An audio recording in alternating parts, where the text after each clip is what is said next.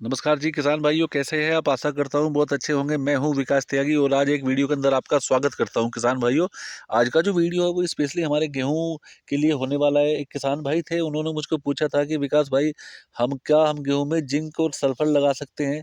अगर लगाए तो उसे कितनी मात्रा में लगाए, और उसे अगर हम लगाते हैं तो हमें उसके क्या फ़ायदे होते हैं, अगर नहीं लगाते तो हमें उसके क्या नुकसान होते हैं। तो ये सारी चीज़ें उन्होंने मुझे बूझी थी, तो मैंने उनको फ़ोन पे तो सजेस्ट कर दिया था, बता दिया था उन्हें। लेकिन मैंने सोचा कि अगर ये एक किसान भाई की प्रॉब्लम है, तो कहीं न कहीं सभी किसान भाई इस चीज़ को जानने की कोशिश भी करते हैं कि भाई जिंक सल्फर कितना ज़रूरी है हमारे गेहूँ के लिए। तो मैंने सोचा कि क्यों ना इस पर एक वीडियो बना दी जाए, और जो मेरे बहुत किसान भाई हैं, जो हमारे सब्सक्राइबर हैं, वो भी देखकर उस चीज़ का फ़ायदा उठा लेंगे। तो किसान भाइयों, आज हम बात करेंगे कि गेहूँ के अंदर जिंक और सल्फर की क्या महत्वता है, क्या उसके फ़ायदे हो सकते हैं, क्या उसके ना डालें तो क्या नुकसान हो सकते हैं जी? और अगर हम उसको डालते हैं तो कितनी मात्रा में डालें, यानी कि उसको डोज क्या दिया जाए। और सबसे अच्छी बात क्या है कि जिंक और सल्फर हम अपने खेत में डालें तो हमें उसमें उत्पादन में क्या हमें बहुत अच्छा रिजल्ट देखने को मिलेगा। तो किसान भाइयों, इसी के बारे में आज का वीडियो है, तो वीडियो को इसकी बिल्कुल बिल्कुल मत कीजिए, ध्यान से देखिए। और बहुत आसान शब्दों में आपको समझाने की कोशिश करूंगा, वो बताने की कोशिश करूंगा कि आप जिंक सल्फर क्यों लगाएं।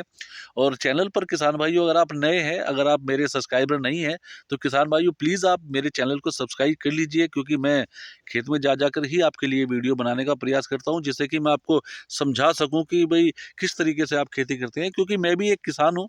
बस हाँ, थोड़ा-सा ये है कि मुझको एग्रीकल्चर का मैं जॉब करता था एग्रीकल्चर साइंस के अंदर, लगभग 18 से 20 साल मैंने जॉब किया है, तो नॉलेज है उस चीज़ का कि भाई कैसे क्या कुछ हम कर सकते हैं।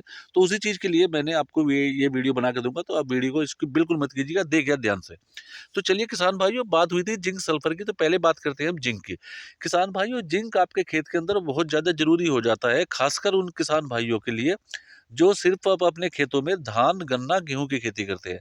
अगर आप अपने खेत में धान और गन्ना और गेहूँ की खेती करते हैं किसान भाइयों, तो उस समय पे क्या होता है, जो आपके खेत के अंदर जो जिंक की डेफिशिएंसी है, वो बहुत खत्म होने होती चली जाती है। तो साल में आपको एक बार जिंक तो देना अनिवार्य हो जाता है, चाहे वो कोई भी फसल में दे दीजिए। ऐसा नहीं है कि आप गेहूँ में दे रहे हैं तो क्या गेहूँ में ही दे सकते हैं, नहीं जी। आप उसको गेहूँ में भी दे सकते हैं, आप उसको धान में भी दे सकते हैं, और आप उसको गन्ने में भी दे सकते हैं।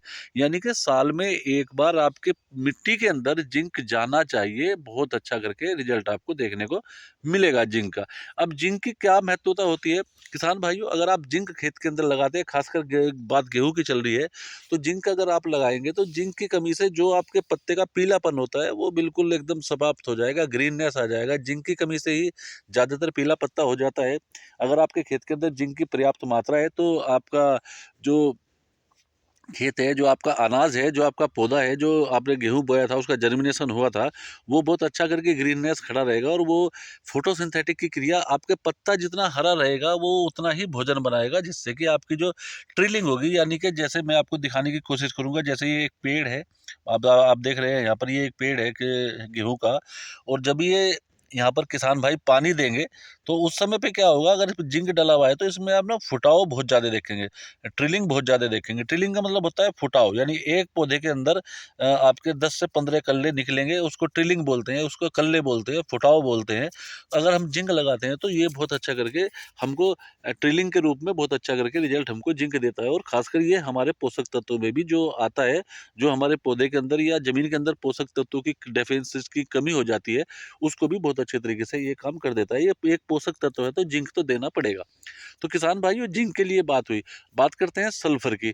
डोज मैं आपको इनकी बाद में बताऊंगा, वीडियो के बाद में डोज बता दूंगा, किस मिट्टी में डालना चाहिए वो भी बता दूंगा, है ना। अब बात करेंगे सल्फर की। सल्फर किसान भाइयों क्या होता है? सल्फर एक हमारा पोषक तत्व है। सल्फर 2 से 3 प्रकार के काम करता है किसान भाइयों। अगर आपके खेत के अंदर सल्फर नहीं डला तो क्या नुकसान हो सकते हैं, तो मैं आपको बताने की पूरी कोशिश करूंगा।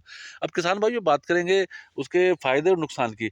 तो किसान भाइयों, पहले फायदे देख लेते हैं हम उसके। अगर आप सल्फर डालते हैं, तो सल्फर किसान भाइयों अपने आप में फंजीसाइड होता है, बहुत अच्छा। फंजीसाइड यानी कि जो आपके दाने पड़े हुए हैं, जैसे मैं कुछ दिखाने की कोशिश करूंगा। यहाँ पर मैं थोड़ा सा आपको कुछ दिखाने हैं, ये देखिए जी, ये दाना है जी, और ये जर्मिनेशन ले भी रहा है दाना। तो अगर यहाँ पर क्या है, मिट्टी में अगर फंगस हुई, तो ये फंगस अटैक करती है दाने पर, जिस वजह से आपके जर्मिनेशन बहुत कम आते हैं, और आदमी सोचता है कि भाई गेहूं कम जमा। तो किसान भाइयों, अगर आप सल्फर खेत के अंदर लगा रहे हैं तो बहुत अच्छा रिजल्ट आपको देखने को मिलेगा, क्योंकि ये आपके जो फंगस का जो अटैक है खेत के अंदर, फंगस जो है वो आपके पौधे तक आने नहीं देगा, उसको ख़त्म कर देगा। तो सबसे पहली बात तो जो सल्फर है आपका, ये बहुत बढ़िया फंजीसाइड है। दूसरा, ये फुटाव में भी बहुत अच्छा काम करता है, क्योंकि गेहूँ जो फसल है वो ज़्यादातर यहाँ पर टेम्परेचर डाउन हो जाता है, इस समय आते आते टेम्परेचर डाउन हो जाता है, खासकर हमारे उत्तर भारत की बात कर रहा हूँ मैं। तो इस पर टेम्परेचर आते आते बहुत डाउन हो जाता है, तो यहाँ पर जो टेम्परेचर होता है उसको थोड़ा हीट करने के लिए सल्फर की बहुत ज़्यादा ज़रूरत पड़ती है। तो सल्फर इसलिए भी बहुत ज़्यादा ज़रूरी है कि फुटाव में बहुत अच्छा काम करता है सल्फर, जब आप अपने खेत में सल्फर डालते हैं। और किसान भाइयों, सबसे बड़ी बात आपको बता दूं, एक सल्फर अपने आप के अंदर थोड़ा कीटनाशक भी होता है, जो छोटे मोटे कीटों से आपके फसल को बचाता है। तो सल्फर और जिंक बहुत अच्छे पोषक तत्व है, आपके पौधे को चाहिए ही चाहिए। बहुत किसान भाई दे नहीं पाते, और वहाँ पर ही उनका जो नुकसान हो जाता है, जो पैदावार हो जाती है वो खत्म हो जाती है। अब किसान भाइयों बात करेंगे इनकी डोज की। डोज जो है किसान भाइयों, जो आपका देखो, जिंक 2 से 3 प्रकार के आते हैं। एक आता है 21% वाला, एक आता है 33% वाला, कहीं-कहीं अब 65% भी आने लगे हैं। लेकिन अमूमन जो हमें जिंक लेना है गेहूँ के लिए, वो आपको 33% वाला लेना है। 1 किलो प्रति बीघा के हिसाब से लेना है। यानी 5 बीघे का अगर आपका खेत है, 1 एकड़ का आपका खेत है, तो उसमें आपको 5 किलो का पैकेट लाना है जिंक का, यूरिया के साथ में उसको मिलाना है। प्लस उसके साथ में एक 3 किलो का पैकेट आपको डब्ल्यूडीजी सल्फर, एक जो सल्फर है वो डब्ल्यूडीजी फॉर्म में 80% वाला आता है जी। मार्केट में आप सर्च करोगे तो बहुत अच्छे तरीके से मिल जाएगा। तो डब्ल्यूडीजी फॉर्म का सल्फर लेना है, और वो 3 किलो का पैकेट आता है। वो 3 किलो का पैकेट 5 बीघे के लिए पर्याप्त है ना जी? और आप 5 किलो का पैकेट लेकर आइए जिंक का, और उसको यूरिया में मिलाकर आप मिक्स करके डाल दीजिए खेत के अंदर, तो बहुत अच्छे रिजल्ट आपको किसान भाइयों देखने को मिलेंगे। यानी पानी के, जब आप पहला पानी लगाते हैं, जब आपका गेहूँ लगभग 22 से 25 दिन का होता है, तो अमूमन किसान भाई इस समय पानी लगाते हैं, पहली कोर बोली जाती है उसे। तो उस समय पे ये आप लगाते हैं तो बहुत अच्छे रिजल्ट आपको देखने को किसान भाइयों मिलेंगे। अब किसान भाइयों मैं थोड़ी बात करूँगा कि कुछ किसान भाइयों को क्वेश्चन था कि क्या हम पानी से पहले लगाएँ या पानी के बाद लगाएँ? खाद जो है जिंक, सल्फर खाद, पानी के पहले, पानी के बाद? तो किसान भाइयों छोटी-सी बात है, इसमें कोई ज़्यादा रॉकेट साइंस नहीं है।